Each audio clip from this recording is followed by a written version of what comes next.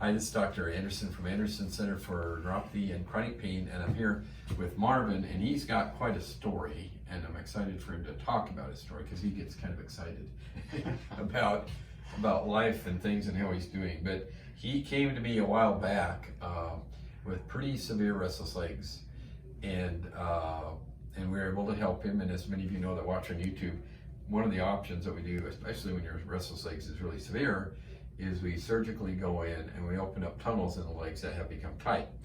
And so he did that, and that worked. How'd that work? Really good? Yeah, it worked. It took some time, but it was definitely worked. You were probably jerky legs at night, having to get Oh yeah, I was in pain constantly, but after the surgery that you did, so you're sleeping through the night a lot. Sleeping through the night, 100% from my knees to my ankles anyway at this time. Okay, so we're gonna go to, that's chapter 1 of your story. Chapter 1. Chapter 1. So I'm gonna face chapter 1, then we'll go on chapter 2 because there's another part of the story.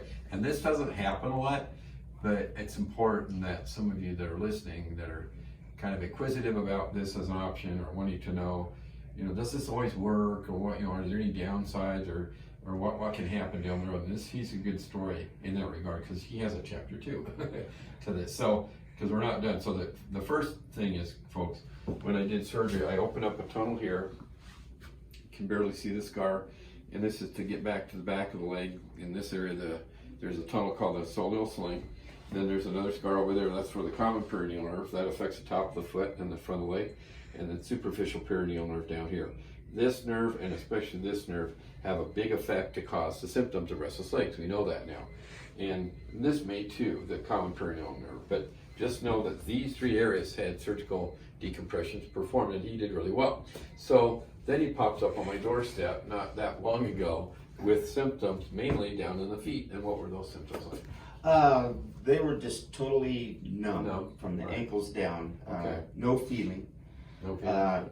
It was to the point where I had to always look down to walk because I couldn't feel my feet, and I would stumble, step on things, fall down. So and stairs was really difficult. But I had to stare at my feet so I knew where I was walking.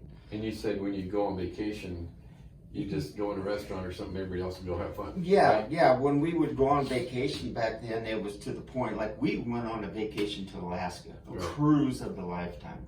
We stopped at 5 or 6 different ports, and here we are. I'm trying to get off the ship, and then I'm with my sister-in-law, brother-in-law, which are 20 years younger, and then my wife.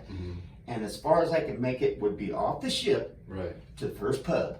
And I'd say, this is where I am when you come back through to get on the ship. And that's as far as I could go. And they would go catch a can and all that stuff. They would tour everything and tell me about it, And you couldn't do it. I couldn't do it. But this time now, after the treatment that you did on my feet. Yeah, and I know he's at Disneyland. Yeah, we went to Disneyland. First time we've gotten away in a couple of years because of COVID. So we went to Disneyland, and the 40-somethings, brother-in-law and stuff, couldn't keep up. Neither could my wife.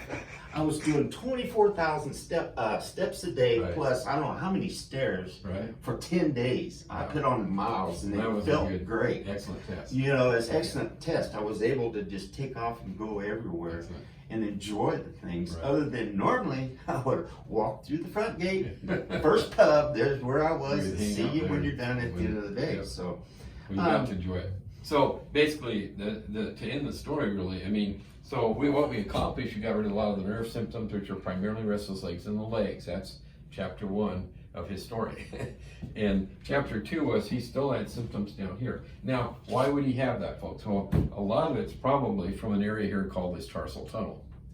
And it may not have been, but probably would have been. Now, so we could have also done another surgery on the tarsal tunnel, but we opted not to do that and use something conservative called E-stim. And FYI, if we have a patient that gets marginally better with restless legs, maybe they're 60% better, they're not 100% or 90%, we might use E-stim to get even more improvement if they have improvement, but it's not where they want to be. So that's kind of what we did with him. We used E-stim, not surgery, didn't have to go back to surgery. And there are videos you can see on YouTube about electrical stimulation, but It's something that works very well.